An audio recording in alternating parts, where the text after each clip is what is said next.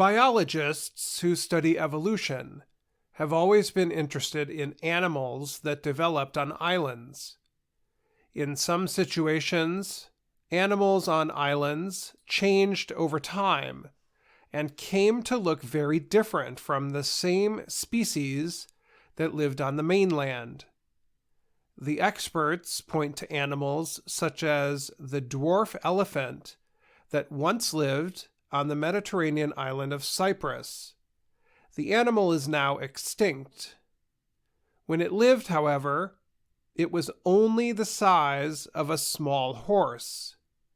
Elephants that live today in Africa and Asia are much larger than that. In the West Indies, researchers found a giant rodent that looked like a rat. However, it was about the same size as an American black bear. Rats are, of course, many times smaller than a bear. Evolutionary experts came to call this phenomenon the island effect. They used this term to describe the fact that animals who normally have small bodies upsize on an island, while the opposite is true for animals who usually have large bodies. The island effect produces odd-sized animals because large animals require more food than small animals. On an island, there is a limited amount of food. As a result, larger animals become smaller over generations in order to survive with lower food intake. For small animals, there is not as much risk from predators on an island, so they often grow larger. Recently, researchers released their findings about 1,231 existing animals and 350 extinct ones that represent 23 million years of life. They found that animals on islands were more at risk of extinction compared to their relatives on the mainland. The arrival of human settlers increased the extinction risk for these odd animals. Roberto Rozzi is a paleoecologist at Martin Luther University, Halle-Wittenberg in Germany. He was the lead author of the study, published in the journal Science. Rozzi said he and the other researchers concluded that the extinction curve has become even steeper in recent decades. The researchers call islands biodiversity hotspots. Even though they only make up 7% of the Earth's land mass, they account for 20% of the land species. Two island countries, the Philippines and Indonesia in Southeast Asia, have a large number of unique animals. The Philippine island of Mindoro has a buffalo that is only 21% of the size of its mainland relatives. The spotted deer on the islands of Panay and Negros are just 26% the size of those on the mainland.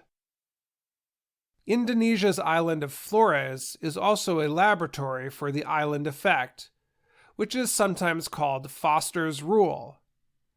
J. Bristol Foster was an animal researcher of the 1960s.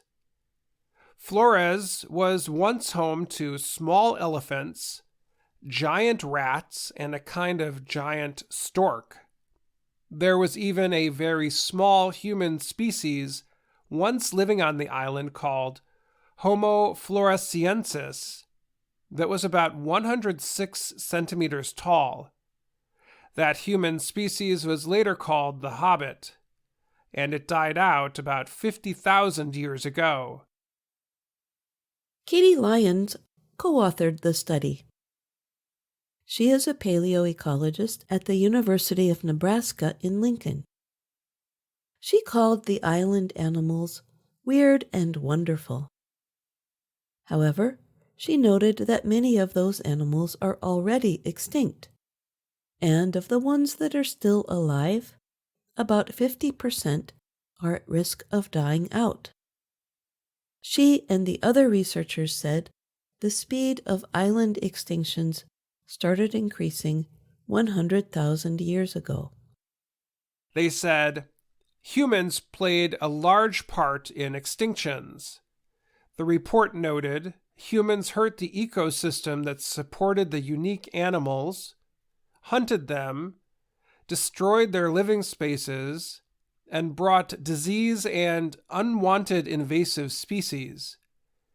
Even a species that came before humans, Homo erectus, hurt the island animals. Jonathan Chase of the German Center for Integrative Biodiversity Research also worked on the report. He said, the researchers cannot be 100% certain all of the extinctions came because of human involvement, because there were other things happening at the same time on the islands. However, he said, extinction rates increased dramatically after the arrival of modern humans. He pointed to the elephants on Cyprus as an example and said they were likely overhunted.